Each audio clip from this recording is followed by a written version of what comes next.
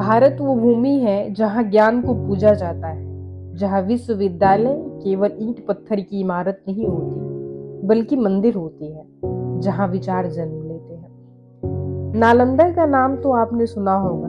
क्या आप जानते हैं एक और विश्वविद्यालय था, विक्रमशिला। वो स्थान जहाँ तिब्बत, नेपाल और श्रीलंका के भिक्षु ज्ञान की तलाश में आते थे, जहाँ दियों की लौ नहीं ज्ञान का प्रकाश जलता था। और फिर एक दिन आक्रांता आया और आग लगा दी उस ज्ञान में। आज हम आपको ले चलेंगे उस उजड़े धरोहर की कहानी की तरफ। 8वीं शताब्दी में पाल वंश के महान सम्राट धर्मपाल शासन कर रहे थे। तो उन्होंने एक ऐतिहासिक निर्णय लिया। उनका निर्णय एक ऐसा विश्वविद्यालय बनाने का था जो केवल शिक्षा का केंद्र नहीं, आत्मा का आलय हो। और कुछ यूं जन्म हुआ विक्रमशिला विश्वविद्यालय का। विक्रमशिला विश्वविद्यालय की स्थापना बिहार प्रांत के भागलपुर में की गई थी। विक्रमशिला विश्वविद्यालय नालंदा के समक्ष माना जाता था। इस विश्वविद्यालय में पूर्ण नियोजित एवं आवासीय शिक्षण व्यवस्था थी, जिसमें आजकल के संस्थान के समान सह कॉलेज थे। ये सारे संस्थान मजबूत चारदीवारी से घिरे थे। विक्रमशिला विश्वविद्यालय के मध्य में एक मंदिर था, जिसमें महाबोधि की मूर्ति थी। यहाँ मठों की संख्या 108 थी। विश्वविद्यालय में नालंदा की भांति बहुत ही सुंदर एक पुस्तकालय भी था। 400 वर्षों तक शिक्षा के केंद्र के रूप में इसने अंतर्राष्ट्रीय ख्याति प्राप्त की थी। बंगाल के राजा धर्मपाल ने विक्रमशिला को संरक्षण प्रदान किया था और 108 उच्च अध्यापकों की नियुक्ति की और सैकड़ों सहायक अध्यापक थे।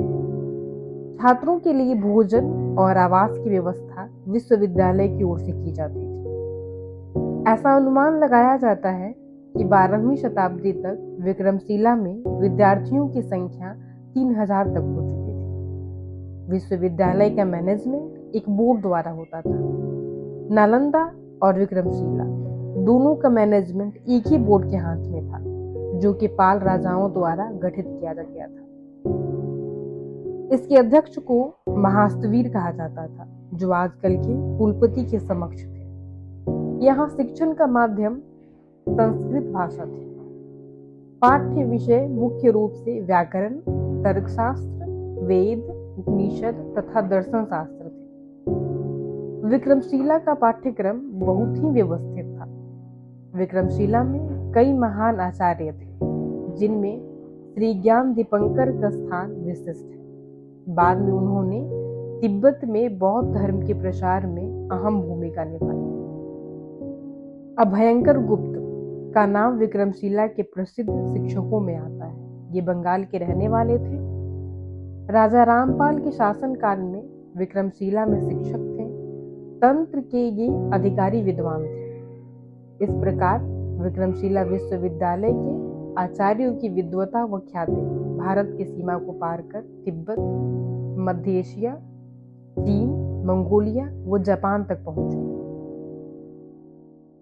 1203 में बख्तियार खिलजी ने इस विहार को नष्ट कर दिया।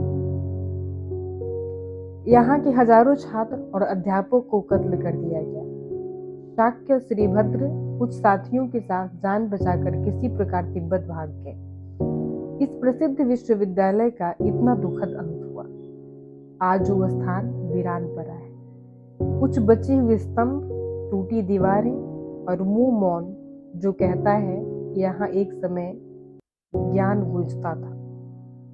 अब बस हवा चलती है।